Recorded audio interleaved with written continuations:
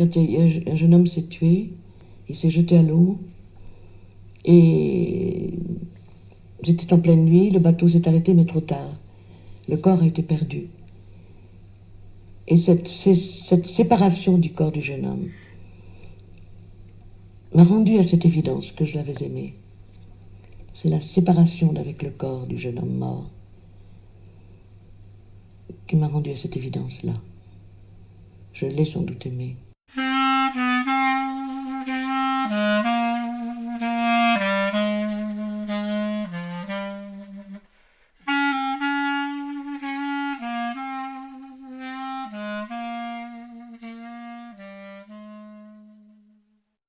La revue Rue Saint-Ambroise et l'association Rue du Conservatoire vous proposent Moderato cantabile de Marguerite Duras. Lectrice Geneviève de Kermabon. Musique Charlie Nelson.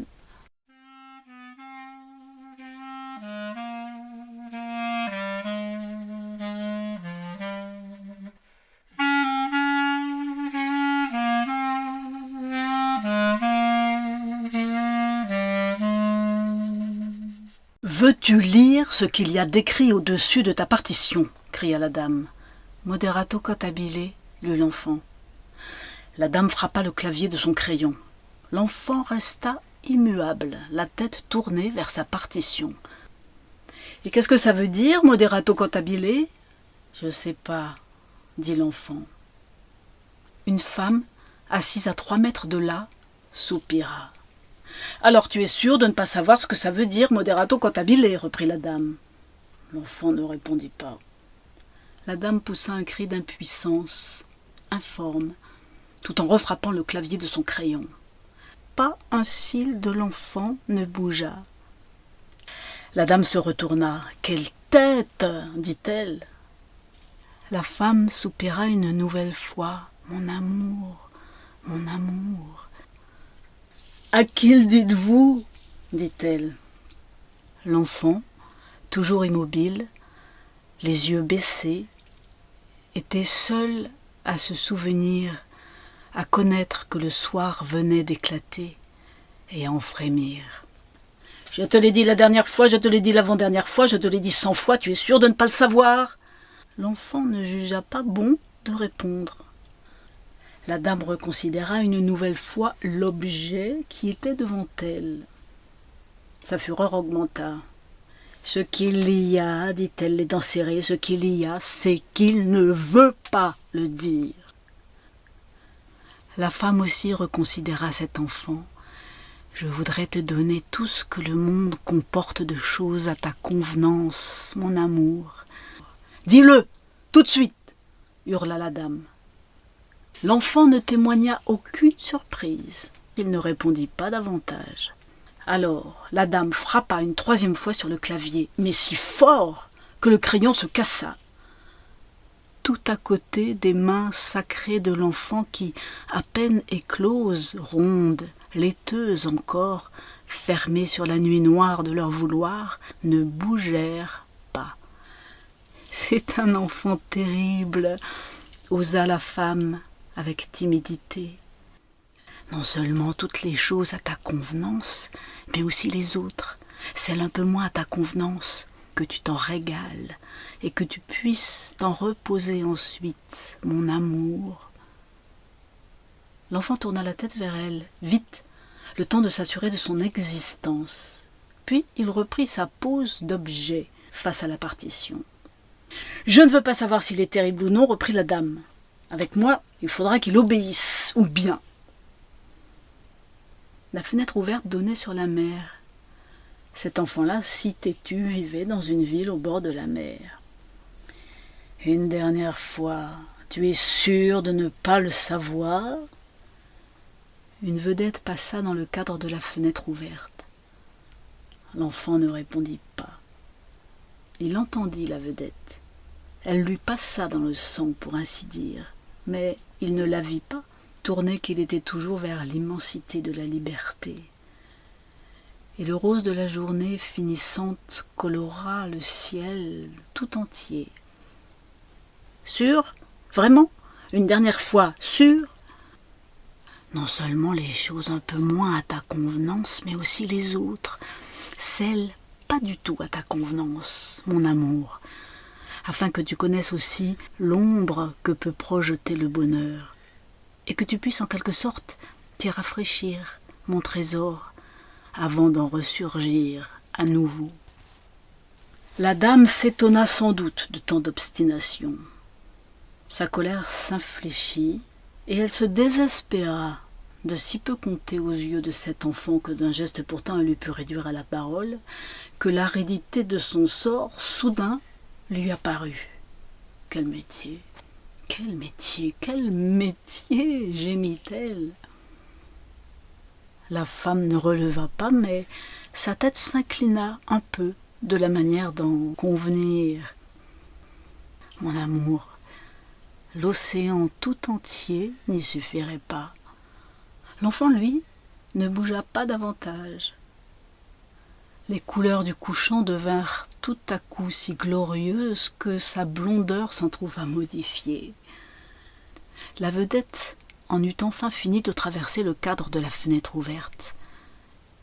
Et le bruit de la mer s'éleva, sans bornes, dans le silence de l'enfant. Moderato, l'enfant releva enfin sa main, la déplaça et gratta légèrement son mollet dans un geste de grande désinvolture. « Je sais pas, dit-il, après s'être gratté. « C'est facile pourtant, dit la dame, un peu calmée. Elle se moucha. « Quel enfant j'ai là, dit la femme joyeusement. Tout de même, mais quel enfant ai-je fait là, et comment se fait-il qu'il me soit venu à moi, précisément, avec cet entêtement ?» La dame ne crut pas bon de relever tant d'orgueil. « Ça veut dire, dit-elle écrasée, pour la 100e fois, ça veut dire modéré et chantant. » Modéré et chantant, reprit l'enfant totalement en haleine. Où ? La dame se retourna. « Je vous jure, terrible, affirma la femme en riant. Je suis une femme qui n'est pas tellement heureuse, comme vous le savez, et voilà qu'en plus, il me fallait cet enfant, têtu comme une chèvre. Mon amour, en plus de l'océan, des plages sont là pour toi, et des coquillages je t'en cueillerai par-dessus le marché. Mon amour. »« Recommence, dit la dame. Mais l'enfant ne bougea pas. « Mais recommence donc. » L'enfant ne bougea pas davantage. Le bruit de la mer recommença à se faire entendre. Dans un dernier sursaut, le rose du ciel augmenta. « Je ne veux pas apprendre le piano, dit enfin l'enfant. Dans la salle d'un café, en bas de l'immeuble, un cri de femme retentit. Le bruit de la mer en fut brisé. « Qu'est-ce que c'est » cria l'enfant. Le bruit de la mer ressuscita de nouveau, mais le rose du ciel commença à pâlir. « Rien, dit la femme, mais elle tremblait, elle aussi. La dame hocha la tête sans les regardant tous deux. « Quelle nervosité » déclara-t-elle. La femme n'y prit pas garde, toute tendue vers l'enfant. « Je mourrai pour te soustraire au sort commun, mon amour. Mon amour, je t'apporterai la musique dans un plateau. »« Pourquoi » demanda-t-elle. Elle frissonnait. Les mains de l'enfant tremblaient, elles aussi, pour la même raison, d'avoir eu peur du cri. « Ça sert à rien, » dit-il dans un murmure. D'autres cris alors relayèrent le premier, mais d'une actualité déjà dépassée, rassurante même. La femme se leva. « Qu'est-ce qui sert à quelque chose ?» dit-elle pour son enfant tout seul. La dame hocha la tête, la désapprouvant de tant de douceur. Et le crépuscule commença à balayer la mer. Le ciel s'obscurcit. « Il faut, dit la dame, il faut. » Oui, dit l'enfant. Et il joua. De la musique s'éleva. Quand même, murmura la femme. S'il voulait, dit la dame. Dans le café, une femme, le visage brûlé de désir, se coucha sur un homme qui venait de se tuer. « Mon amour, murmura-t-elle, mon amour. Mon amour, la vie n'est pas heureuse. Il te faudra la musique pour tenter de la circonvenir. Je ne peux faire autrement. Mon amour, mais mon amour, célébrait toujours la femme.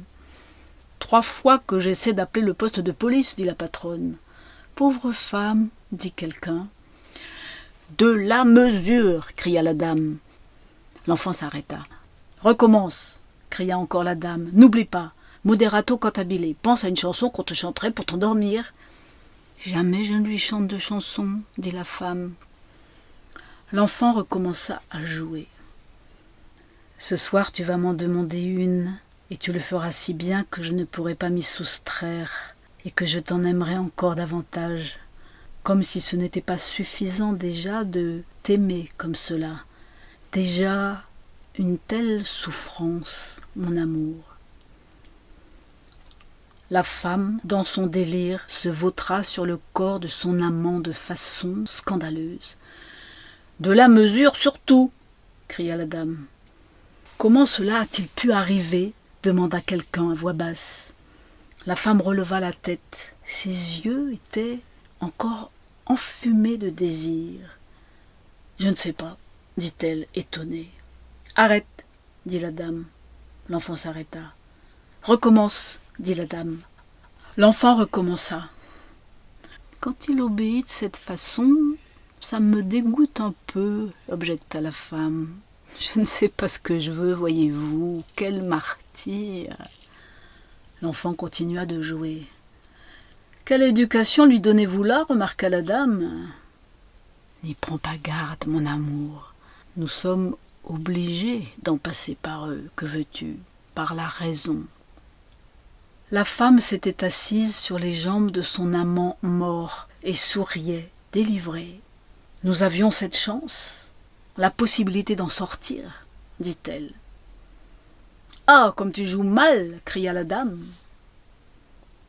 Il y avait beaucoup plus d'hommes que de femmes dans ce café, et ils la considéraient. « Cette police, dit la patronne, comme elle tarde !»« Pourquoi ?» demanda la femme. « Pour rien, dit doucement un homme. « Empêchez-la de partir !» dit la patronne alarmée. Mais la femme ne s'était relevée que pour mieux se coucher, de façon plus licencieuse encore, sur le corps de son amant mort. « Mon amour !» soupira-t-elle, comme avant le sommeil. L'enfant s'arrêta. « Pourquoi t'arrêtes-tu » demanda la dame. « Je croyais, » dit l'enfant. « Quand tes petites jambes nues, si probantes de ton âge de 7 ans, atteindront les pédales, mon amour, tu sauras le piano, et je serai une vieille femme, et tu laboureras les cœurs des femmes de façon éhontée.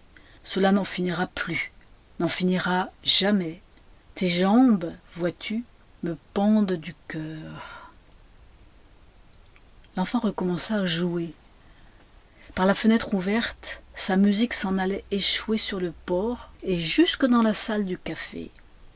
« Nous ne pouvions plus faire autrement, » dit la femme. « Des condamnés à mort nous étions devenus. » La dame proclama la leçon terminée pour ce jour-là. « Vous aurez beaucoup de mal avec lui, » dit-elle. « C'est déjà fait, » dit la mère. « Déjà il me dévore. » Et ce disant, elle baissa la tête, et ses yeux se fermèrent dans le douloureux sourire d'un enfantement sans fin. Comme il s'en allait, la police arriva.